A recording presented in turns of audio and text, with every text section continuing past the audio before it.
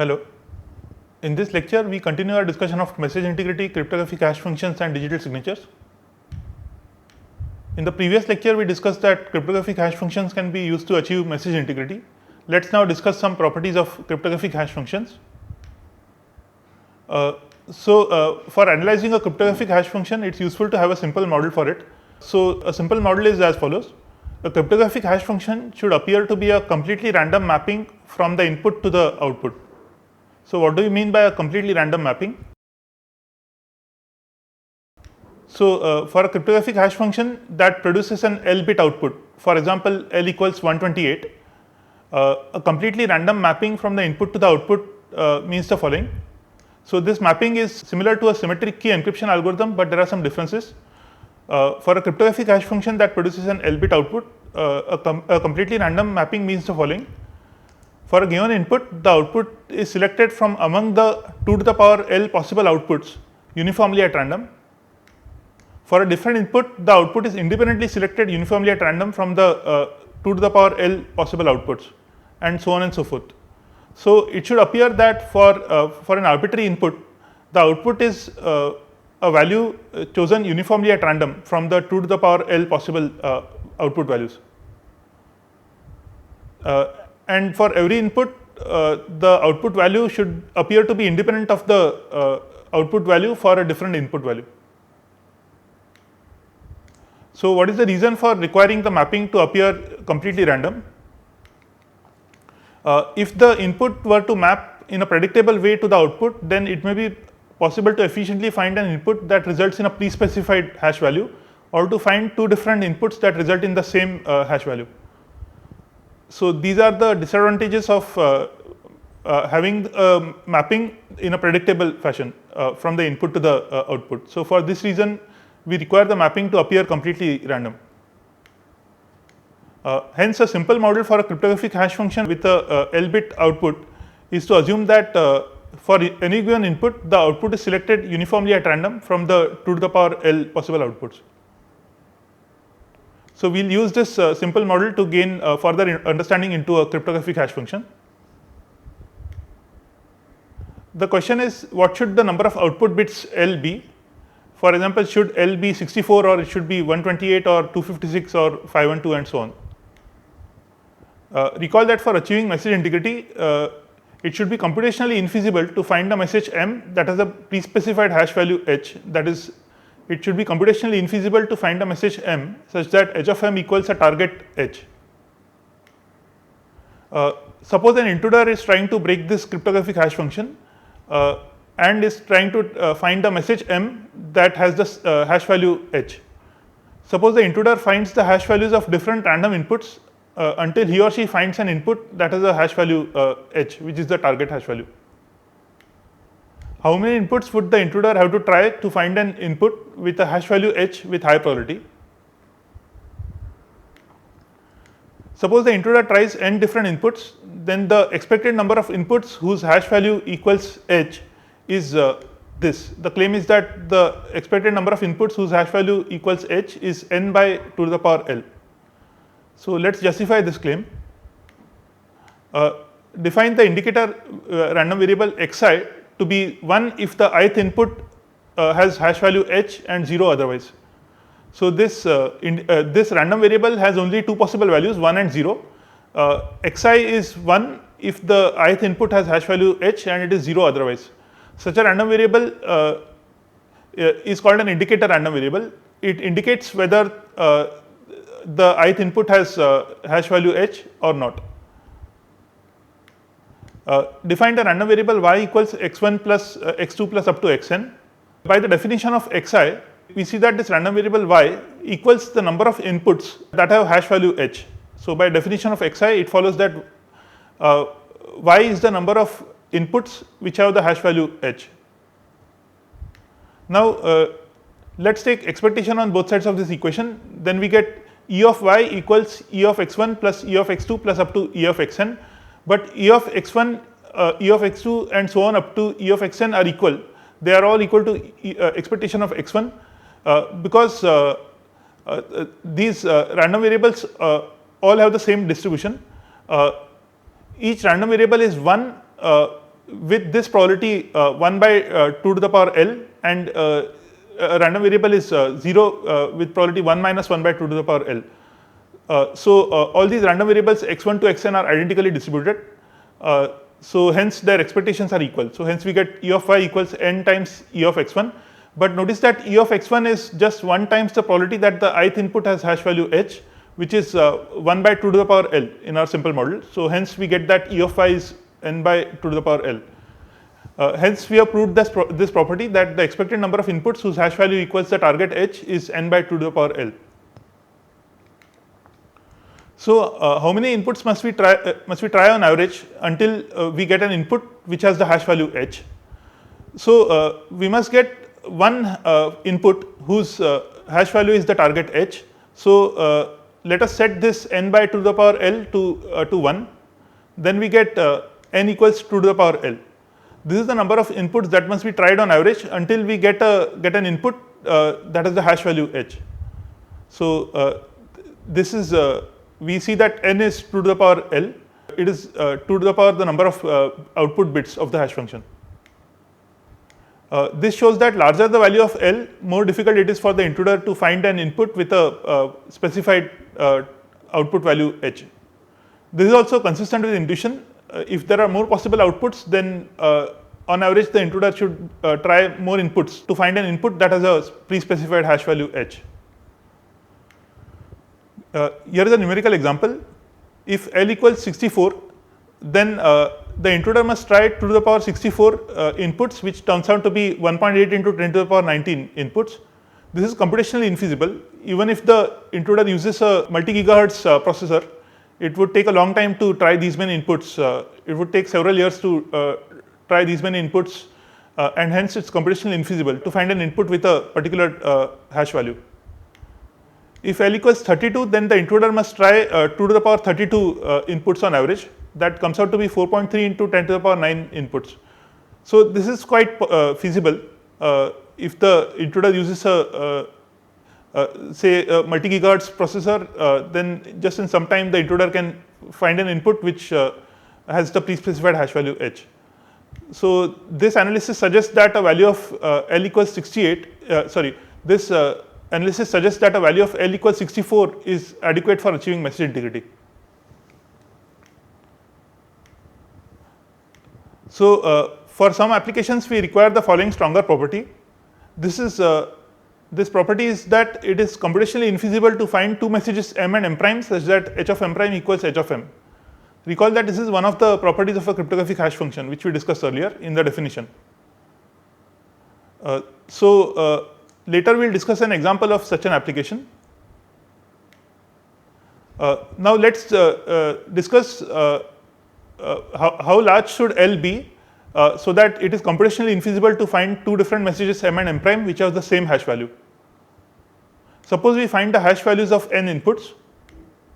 The hash value of each input is selected uniformly at random from the 2 to the power L possible outputs. Let P be the probability that two different inputs m and n prime have the same hash value, that is h of m prime equals h of m.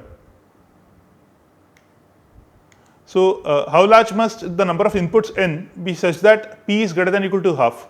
So this half is a number which is a sufficiently high probability. So if P greater than or equal to half, then with a reasonably high probability we have found two different inputs which have the same hash value h of m prime equals h of m. A simple exercise is to show that for n larger than approximately 2 to the power L by 2, P turns out to be greater than or equal to half. So by using some simple probabilistic analysis, you can show that for n larger than around 2 to the power L by 2, P comes out to be greater than or equal to half. So the conclusion is that if we find the hash values of n which is approximately equal to 2 to the power L by 2 different inputs, then with a high probability, in particular P greater than or equal to half, we will find two different inputs with the same hash value. Consider this property. It is computationally infeasible to find two messages m and m prime such that h of m prime equals h of m.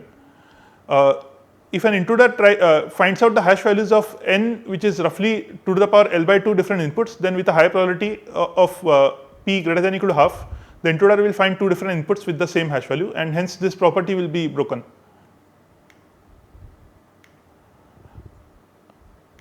Here's an example. If L equals 64, then the intruder must try 2 to the power 64 by 2, that's 2 to the power 32, which comes out to be 4.3 into 10 to the power 9 inputs. So as we discussed earlier, this is quite feasible. If L equals 128, then the intruder must try 2 to the power 128 by 2, that is 2 to the power 64, which comes out to be 1.8 into 10 to the power 19 inputs, which is computationally infeasible. So this analysis suggests that in applications where we require this property, that it is computationally infeasible to find two messages m and m prime such that h of m prime equals h of m, a value of L equals 64 is not adequate. We require a larger value of L. So for this reason, a value of L equals 128 or larger is used in practice. So we discussed earlier the first property where the intruder tries different inputs until they get an input which has a pre-specified hash h. So for that property, we require L equals 64, but for this stronger property that it is computationally infeasible to find two messages m and m primes which have the same hash value. So for achieving this property, we require a larger value of L equals 128 or larger. L equals 64 is not adequate to achieve this property. So recall that P is the probability that out of n inputs, two different inputs m and m prime have the same hash value, that is h of m prime equals h of m. P can be found as in the solution to the birthday problem, which is a well-known problem from basic probability.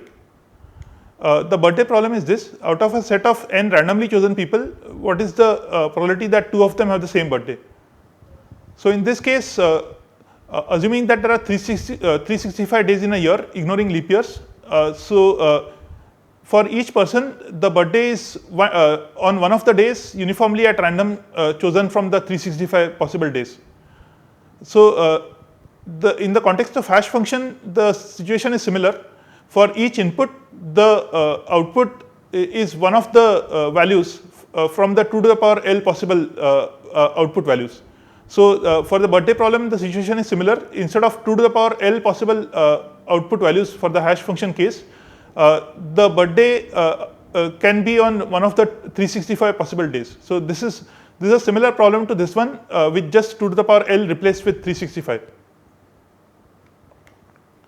For this reason, an attack on a cryptographic hash function in which the intruder tries n inputs to find two different inputs with the same hash value is called the birthday attack. This nomenclature is due to this well-known problem from probability. Here's an example of the birthday attack. Tom applies for a tenured faculty position. He requests his department chairperson, Marilyn, who thinks highly of his work, for a letter of recommendation. So Marilyn outlines the contents of the letter to her secretary, Ellen, and asks her to compose the letter. So the scheme that is used is as follows. So Ellen will compose the letter and send it to Marilyn for her approval. Once Marilyn approves the letter, Ellen will send the letter to the dean, and Marilyn will just compute and email the 64-bit hash value of the letter to the dean for verification. So this verification will check that this verification will check whether or not the letter has been modified during transit. So if the hash value succeeds, then if the hash value received by the dean is the same as the hash value of the letter received by the dean, then the dean can be confident that it's the same letter which was approved by Marilyn. So this is the scheme used for integrity of the this is the scheme used for integrity to check for the dean to check that the dean has received the correct message. However, Ellen has a grudge against Tom and wants to damage his application. So Ellen wants to send a negative letter to the dean, but Ellen still wants to get the letter approved from Marilyn, but wants to send a negative letter to the dean. So can Ellen do this? She launches the following attack. She creates two sets of 2 to the power 32 letters each, one set providing a positive recommendation and the other set providing a negative recommendation. If she finds a letter providing a positive recommendation which has the same hash value as a letter providing a negative recommendation, then she sends the letter providing a positive recommendation to Marilyn for her approval, but sends the letter with the negative recommendation to the dean, and since the two letters have the same hash value, the dean thinks that the message has not been modified. So now the challenge is, how do we create so many letters all providing a positive recommendation, and how do we create 2 to the power 32 letters all providing a negative recommendation? So a trick to create a set of 2 to the power 32 positive letters is shown here. We have here 32 brackets, each with 2 choices. So for example, we might say this letter is to give my honest opinion, or we can say this message is to give my honest opinion, and so on and so forth. So we can either say this letter or this message, they have the same meaning. Similarly, honest and frank, they have the same meaning, and so on and so forth. So here if we use a candidate or we say up, they have the same meaning, and so on. So there are 32 brackets in this way. There are 32 brackets which are shown here, and we can choose one of the words in each bracket. So from the first bracket we can choose a word in 2 ways. Then from the second bracket we can choose one of the choices in 2 ways, and so on and so forth. So there are 2 to the power 32 possible choices, and regardless of which choice we make in each bracket, the meaning of the letter is roughly the same. So these are all positive letters. They all say positive things about Tom. He is an outstanding or excellent researcher of great talent or ability, known worldwide for his brilliant insights into many challenging problems, and so on and so forth. So these are all positive letters. Similarly, we create a set of 2 to the power 32 negative letters. They also have 32. This set of letters also has 32 brackets, each with 2 choices, and they all say negative things about the candidate. His research hardly ever shows insight in understanding of the key problems of the day, and so on and so forth. So these 2 to the power 32 letters all say negative things. Now Ellen creates 2 sets of 2 to the power 32 letters each, one set providing a positive recommendation and the other set providing a negative recommendation. With a high probability, she finds one positive letter and say let's call it M, and one negative letter M prime with the same hash value, that is h of M equals h of M prime. Then Ellen emails the positive letter M to Marilyn for her approval and the negative letter M prime to the dean. Marilyn computes the hash of M and sends it to the dean. So h of M is sent to the dean, and the dean receives the letter M prime, which is a negative letter. But since h of M equals h of M prime, the verification at the dean succeeds. So hence Ellen succeeds in her attack. She manages to send a negative letter to the dean, but is able to get it approved from Marilyn. So in this case, the integrity of this scheme is broken, and that's because the length of the output of the hash function is small. It's only 64 bits. So if we were to choose a hash function with a larger output value, say for example 128 bits output, in that case Ellen would have to create 2 sets of 2 to the power 64 letters each, and it would be computationally infeasible to try out to find out the hash values of so many letters. This scheme fails because we use a hash function with whose output length value is small. Just a note that the probability that Ellen finds a positive letter and a negative letter with the same hash value is roughly 1/4. It is not roughly half. The reason is that earlier when we derived that the probability is half when n is 2 to the power L by 2, the probability is half. When we stated that when n is 2 to the power L by 2, the probability is roughly half.